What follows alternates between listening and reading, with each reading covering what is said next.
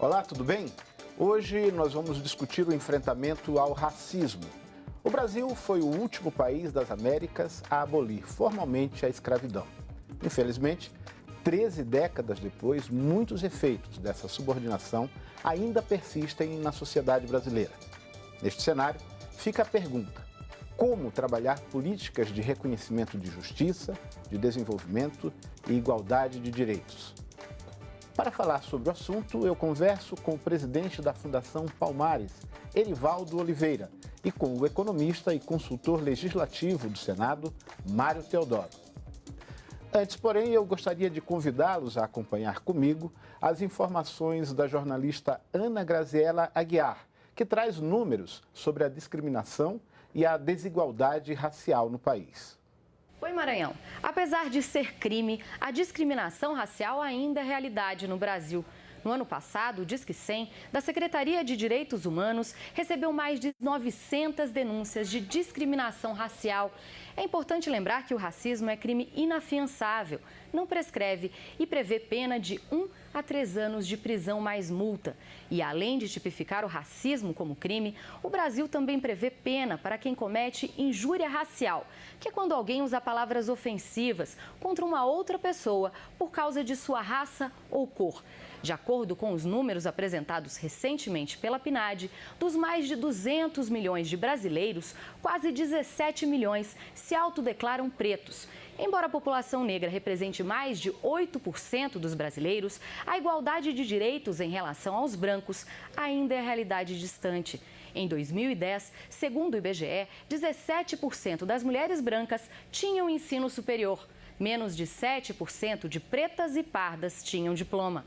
E mais de 50% dessas mulheres nunca foram à escola ou têm ensino fundamental incompleto. Além de ser minoria nos bancos escolares, é a população negra que mais sofre com a violência. O Atlas da Violência 2017 apontou que de cada 100 pessoas assassinadas no Brasil, 71 são negras. Esses dados nos mostram que as discussões sobre políticas públicas mais efetivas para o enfrentamento do racismo no Brasil são mais do que urgentes. Não é mesmo, Maranhão? Ana, muito obrigado. Erivaldo, eu queria saber se isso que a Ana diz é de fato uma realidade.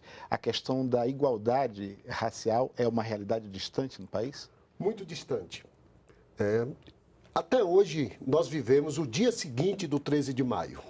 Né? O Brasil evoluiu muito pouco do dia 13 de maio de 1888 até o dia 13 de maio de 2018. Ora, nós temos uma baixa participação. O racismo, ele é institucionalizado. Nós falamos que somos 54% da população brasileira, mas não somos 54% em nada. Não somos 54% nas universidades, não somos 54% nas esplanadas dos ministérios, não somos 54% nos tribunais e até nas empresas públicas e privadas. Né? O racismo, ele perdura esse tempo todo porque o Brasil ele foi injusto. O Brasil, a Lei Áurea, né, a famosa Lei Áurea, ela só tinha 2 artigos. Né? O artigo 1º dizia que estava abolida a escravidão no Brasil, o artigo 2º que revogava todas as disposições em contrário. E o dia seguinte? E a terra, que até hoje a gente luta? Né? E os direitos dessa população que foi escravizada durante 3 séculos. E nós estamos com mais 130 anos buscando esses direitos. O racismo também, ele é fruto da desinformação, ele é fruto da ignorância. Eu queria aproveitar essa deixa sua e perguntar ao Mário, qual é o papel da educação nessa luta por uma sociedade mais igualitária? Fundamental, né? Fundamental. Erivaldo mesmo está colocando aqui algumas coisas que são importantes. A educação é importante, a educação como política pública inclusiva, né? E que dentro da própria educação, e aí a Fundação Palmares tem tido um papel muito importante na luta pela efetivação da Lei 10.639 e 8.645, que são as 2 leis que trazem para dentro do currículo escolar a valorização da história do negro dentro da história brasileira, a valorização do papel do negro nessa história. Então, são esse tipo de iniciativas, esses tipos de iniciativas que vão fazer com que a educação, além de ser uma educação para todos, uma educação que valorize a questão racial e o negro, como forma de você mitigar ou acabar com essa visão racial, essa visão racista que até hoje coloca o negro em segundo plano e que se reflete nesse quadro que Erivaldo mostra para a gente, traz para a gente aqui, da subrepresentação dos negros nos lugares sociais positivos, mas nos lugares sociais negativos, nos presídios, na população muito pobre ou miserável, nós somos sobre-representados. Agora, quando a gente fala em educação, é impossível a gente não imaginar dois cenários, o das escolas particulares e das escolas públicas. Isso. Qual é o seu raciocínio sobre isso? Eu tenho falado muito sobre isso. Quando eu assumi a Palmares, a primeira coisa, porque a Lei 10.639, que o professor citou, ela tem 15 anos. É de 9 de janeiro de 2003. E até hoje ela não saiu do papel efetivamente. Então nós estamos levando um livro, que é um livro chamado O que você sabe sobre a África, nós estamos distribuindo pelo Brasil inteiro e levando as escolas públicas, as escolas privadas ou as escolas quilombolas, e não podemos esquecer das escolas privadas, porque é lá que nasce o racismo. É lá que o racismo se prolifera na sua versão mais perversa. E é lá também que eu formo os grandes mandatários desse país e eles precisam entender a história dos nossos heróis e heroínas. Nós temos que contar outra história nesses 200 anos de independência do Brasil. Nós temos que contar outras histórias. A história dos grandes negros que fizeram muito pelo Brasil. Pensando nesse aspecto, Mário, eu queria saber de você o seguinte: esse conjunto negro, pobre e desempregado tem um reflexo muito intenso na perspectiva de vida dessa população. Tá? Sem dúvida, né? Até a polícia chama do kit peba, né? O kit peba é justamente a figura do jovem negro, né, desempregado e que se veste de uma maneira muito especial, de bermuda, etc. E esse fala uma linguagem diferente. Fala uma linguagem diferente. Então, esse é o alvo inicial de uma abordagem policial. E a gente pode fazer essa analogia da polícia com o próprio Estado, né? Na medida que as políticas públicas não chegam às populações negras da mesma forma que chega para os bairros mais nobres de classe média alta, onde se concentra a população branca. Então, na verdade, o que nós temos é um conjunto de ações do Estado, seja no nível da ação policial ou mesmo estendendo para o nível da educação, da saúde, etc., que faz com que nós tenhamos serviços de pelo menos duas qualidades. Uma qualidade muito boa direcionada para os bairros mais ricos e uma qualidade terrível, muito ruim, para os bairros mais pobres, nas periferias, onde habita a maioria da população negra. O desafio, então, é vencer esse distanciamento. Sem dúvida. Veja bem, nós temos um produto que nós criamos na Palmares chamado Estado, Racismo e Violências. E a gente faz esses seminários até para policiais, né? Para os policiais saber fazer essa abordagem, porque existe o kit, existe um protocolo de abordagem, do abordagem do suspeito. E o racismo ele é tão perverso, o racismo adoece. E a gente tem levado isso para as comunidades. O racismo torna sua baixa autoestima. Então, a gente precisa levar conhecimento para as pessoas, porque o racismo é fruto desse desconhecimento, a intolerância é fruto desse desconhecimento. Você não tem nenhum preconceito contra o Império Romano, o Império Grego, porque você estudou. Erivaldo, eu queria convidá-los agora a ver o depoimento da apresentadora do Repórter Brasil Manhã, Luciana Barreto. Ela recebeu este mês o prêmio Sim à Igualdade Racial, que é conferido pelo Instituto Identidades Brasil, às pessoas que se destacam na luta por esta causa no país. Nós convivemos um século com o mito da democracia racial e isso atrapalhou muito e ainda atrapalha essa discussão. No dia a dia, o racismo está aí. Absolutamente todos os piores indicadores sociais do Brasil estão ligados à população negra. Eu tenho usado um autor na minha pesquisa de mestrado que se chama Charles Mills. Sobre o racismo, ele diz o seguinte: existe um contrato racial. Neste contrato, todo branco, independente da sua vontade, é beneficiado pelo racismo. Ou seja, você não vai conseguir evitar deixar de ser privilegiado quando ocupar uma vaga de emprego em que um negro foi preterido por conta do racismo.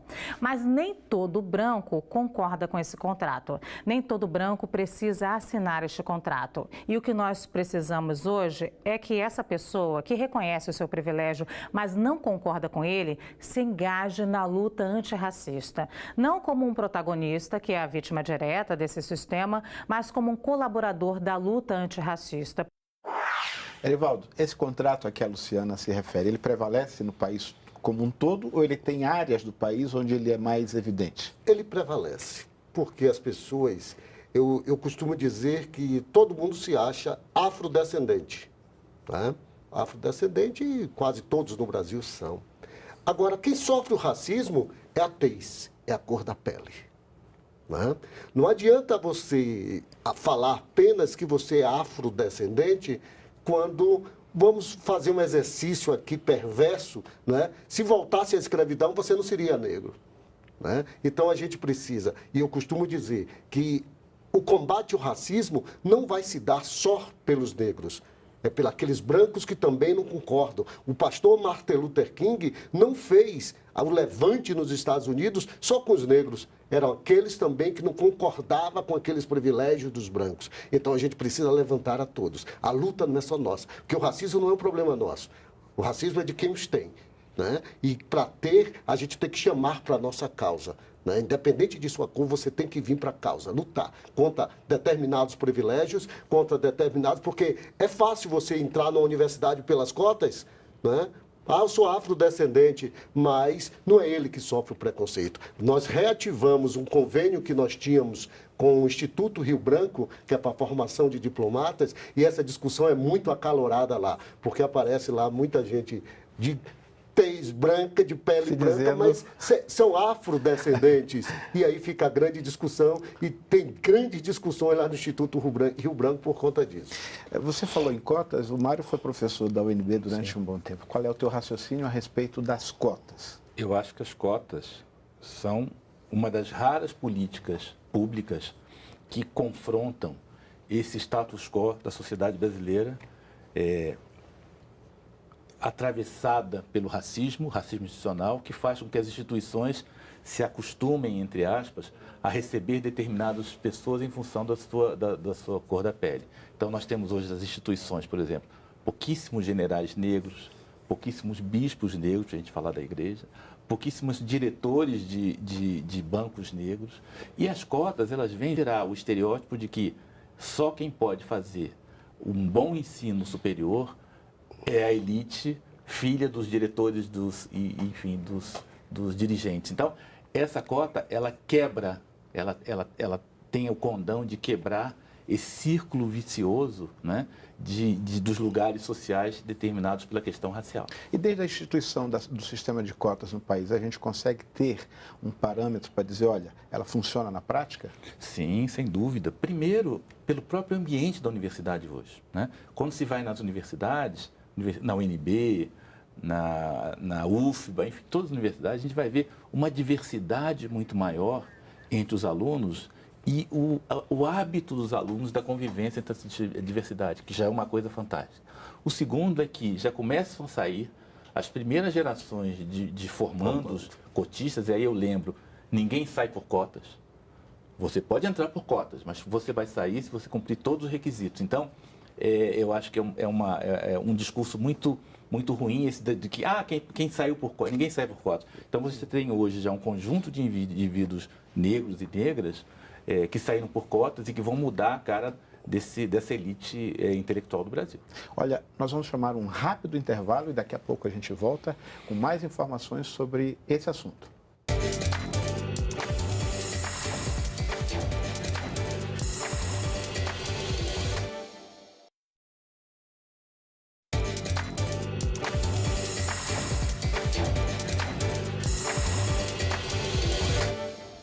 O Diálogo Brasil está de volta e nós estamos discutindo o enfrentamento ao racismo no nosso país. No bloco anterior a gente falou de educação, mas há uma questão da territorialidade que é muito importante. Como é que anda, Erivaldo, essa luta pela demarcação das terras dos quilombolas? É uma luta diária. O território é onde eu executo meus saberes, meus fazeres. Não existe nação sem território. Não existe comunidades quilombolas sem territórios. Hoje no Brasil eu tenho mais de 3.000 comunidades quilombolas certificadas pela Palmares. Olha o disparate da falta de uma política de Estado. Eu tenho 3.000 comunidades certificadas, mas eu só tenho apenas 268 tituladas, com propriedade da terra. Isso quer dizer que é uma insegurança jurídica completa, porque eu não posso melhorar minha casa, porque a qualquer momento eu posso perdê-la, eu não posso fazer políticas públicas de construção de moradias para quilombola, porque eu não tenho a titulação da terra, eu não posso fazer determinados tipos de agricultura, porque eu não tenho a titulação da terra, então a falta de titulação da terra ela é perversa. E o que é que retarda esse processo? O que retarda tem que ser uma política de Estado, não pode ser uma política de governo A ou governo B. E para ter essa política de Estado, é dotar o órgão que cuida da titulação de terras de dotação orçamentária. A gente cai na questão da falta de recursos. Da falta de recursos públicos para a gente titular. E fora as guerras que existem entre invasores dos territórios quilombolas, né? As grandes empresas privadas que têm empreendimento nos territórios quilombolas, que muitas vezes quer fazer a coisa de qualquer jeito, mas a Palmares senta e discute, porque eu só posso fazer um empreendimento como mineração, distribuição de energia elétrica no território quilombola, com a Palmares fazendo o licenciamento ambiental. Então, a gente discute com todos os empreendedores. O território é importante demais, porque é no território que eu desenvolvo a minha cultura, é no território que eu desenvolvo a minha economia e desenvolvo a minha religião. Né? Mário, você é consultor do Senado também. Sim. Quando a gente fala das questões legais de reconhecimento dessas áreas, qual é o papel do Senado nesse processo? Olha, o Senado, como casa legisladora, mesmo que revisora, né, ele tem um papel fundamental com relação a isso. Né? Mas também nós temos que ver o seguinte, pegando o gancho aqui do que ele voltar falando, dos interesses que estão por trás, né, dessa regularização da terra. Né? Nós temos aí mais de 3.000 comunidades a serem beneficiadas, né? Mas nós temos essas comunidades que estão em terras, que muitas vezes essas terras elas estão sendo cobiçadas por interesses econômicos. Nós participamos agora, eu tive o prazer de participar agora de uma Comissão Nacional da Verdade que cuidou da parte do DF, sobre as comunidades quilombolas do DF em torno. E nós identificamos mais de 20 comunidades, e a grande maioria delas sofre com o problema de grilagem, problema de ocupação, problema de falta de políticas públicas, justamente por isso, porque ainda não foram reconhecidas nem tiveram a titulação. Então, isso é um problema muito sério. Olha, a gente vai ver agora o depoimento do secretário nacional de Políticas de Promoção da Igualdade Racial, Juvenal Araújo. Alguns avanços fazem parte da atuação da nossa secretaria, entre eles a reserva de vagas no ingresso às universidades e ao serviço público, o monitoramento da Lei 10.639, também a regularização fundiária dos povos e comunidades tradicionais, o Sistema Nacional de Promoção da Igualdade Racial. São políticas públicas necessárias para a nossa população negra no Brasil e que nós trabalhamos por uma igualdade de fato, em que a população ela seja atendida de uma forma de equidade e também de igualdade. Erivaldo, Juvenal toca em temas que nós, de alguma forma, já abordamos aqui, mas ele toca numa questão também da economia, do emprego. Essa situação ela é preocupante também no espaço de trabalho da população negra no Brasil? Sim, principalmente nas comunidades quilombolas, porque não se tinha um diagnóstico da vocação econômica das comunidades quilombolas. Porque muitas vezes as comunidades quilombolas não querem se deslocar para a cidade para trabalhar no emprego formal, ela quer desenvolver a sua produção agrícola. Nós temos comunidade quilombola que vive de agricultura, de pecuária, nós temos comunidade quilombola que vive da cultura, né? Então nós precisamos identificar. A questão do emprego, ela é essencial no Brasil, porque o que nós observamos é que existem poucos negros no grande mercado de trabalho. Você entra num determinado banco, você não vê quase negros, né? Você entra em determinadas empresas, você não vê negros. Então a gente precisa, primeiro, qualificar o nosso povo. qualificar as comunidades quilombolas, qualificar os negros da periferia das grandes cidades que estão sendo mortos antes de 20 anos. Nós precisamos cada vez mais mudar essa estrutura. Eu me lembro que no período da abolição da escravatura foi feita uma lei, olha se nós estamos distante disso, foi feita uma lei proibindo a vadiagem no país. Ora, um negro que saiu da escravidão, não tinha emprego formal, não tinha nada, e foi colocado uma lei no Senado Federal dizendo que os negros que forem pegos perambulando pela rua seria preso. E será que a gente não vive isso hoje? Eu parando, selecionando quem eu paro numa blitz, selecionando como é a abordagem no Você tem a reprodução de um modelo que se perpetua. Então, há 130 anos, a gente ainda vive isso hoje. Agora, essas questões, Mário, elas deverão pautar também os debates na 4ª Conferência Nacional da Promoção da Igualdade Racial, né? Sim, sem dúvida. Uma das conferências mais importantes que eu vejo, né? Porque após a Constituinte, nós tivemos essa prática das conferências de várias áreas. E a Conferência da Igualdade Racial é importante porque ela cuida de uma questão que é central para o entendimento da desigualdade no Brasil, que é justamente o enfrentamento do racismo. É o único lugar onde nós estamos discutindo o racismo, que é essa ideologia que naturaliza a desigualdade, né? Naturaliza o fato de que você tem milhões de pessoas morando no lixão, porque essa maioria é negra. Então, a sociedade não se sente indignada com isso, porque é como se as pessoas tivessem o seu lugar social mais ou menos naturalizado. Isso é o racismo. E aí, a conferência e os outros instrumentos que se tem de igualdade racial vêm enfrentar essa ideologia, que é uma ideologia que, em determinado momento, nós vamos chegar a parar e falar, não, peraí, está acontecendo alguma coisa. Tem preto de menos aqui, tem branco de mais, etc, etc. Então, acho que é uma coisa que, no futuro, nós vamos ver a partir desse debate que começa com as conferências, mas que segue na sociedade como um todo. Vou aproveitar essa tua deixa e nós vamos ouvir agora a Eliana Emetério, do Movimento de Mulheres Negras e que também é vice-presidenta da ABGLT. O racismo talvez seja uma das formas mais violentas que um ser humano pode enfrentar. Você tem total falta de direitos por ser negro, você tem toda a discriminação, você tem uma cultura de embranquecimento da sociedade, você tem o colorismo, enfim, né? A cada dia surge um novo mecanismo de excluir as pessoas negras por conta do racismo. Muitos de nós éramos gays, lésbicas, travestis, transexuais, bissexuais, né? Negros e negras. E, no entanto, essa discussão não havia porque esta pauta ainda não é uma pauta inserida no movimento LGBT, da mesma maneira que o movimento LGBT não discute as questões LGBT. Daí, nós temos hoje uma Secretaria de Igualdade Racial que tem como finalidade a inclusão dessa pauta entre as pautas da BGLT. Nós, da BGLT, estamos juntas no enfrentamento ao racismo. Erivaldo, essa é uma questão fundamental de ser discutida também, né? Fundamental. Imagine, o racismo já é muito forte, né? Naqueles seres ditos normais, mas como diz Caetano, de perto ninguém é normal, né? Então, imagine LGBT, né? O racismo que essas pessoas sofrem.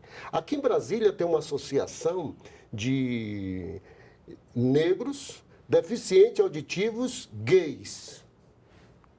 Imagine o racismo é um conjunto de características que ele exclui mais difícil da sociedade. Claro. Então a gente precisa abraçar essas pessoas, trazer para o nosso movimento.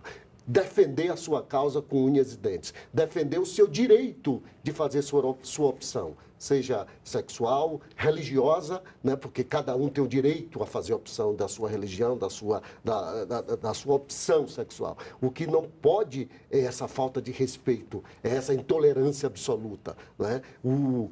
Essas pessoas que têm essa opção no país, elas sofrem muito mais. Você né? falava agora há pouco sobre a questão da religião e há um levantamento recente sobre os terreiros aqui no Distrito Federal. Sim, nós lançamos aqui no Distrito Federal, com a parceria com a UNB, né, nós lançamos um mapeamento dos terreiros do Distrito Federal. Isso me incomodou porque quando eu assumi a Palmares, eu fui ler o censo de Brasília e tinha lá que Brasília tinha 20 terreiros. Eu disse, não pode ser. Então, conseguimos uma emenda e vamos mapear o terreiro. E durante 1 ano e 4 meses, nós rodamos todo o Distrito Federal, né, para fazer esse mapeamento. E descobrimos que Brasília tem mais de 450 terreiros. 340 estão catalogados no nosso livro do mapeamento. Foram 300, mais de 400. Muitos não quiseram se identificar, porque fica vizinho de determinadas comunidades e tem uma intolerância muito grande. Mas os outros tiveram coragem, entregamos isso ao governo federal, entregamos ao governo do Distrito Federal, para a partir daí a gente traçar políticas públicas para esses terreiros. Agora, Mário, aproveitando essa discussão, Sim. não só a questão da religião, mas a questão da participação do negro nas produções culturais, o espaço que não lhe é garantido. Recentemente a gente viu até uma manifestação do Ministério Público da Bahia tratando desse assunto. Sim, né? sim. E é curioso porque se nós pegarmos a produção, o cenário cultural, né, brasileiro, ele é caracteristicamente ligado às raízes africanas, às raízes afro-brasileiras. Quer dizer, a nossa cultura, a nossa música, a nossa poesia.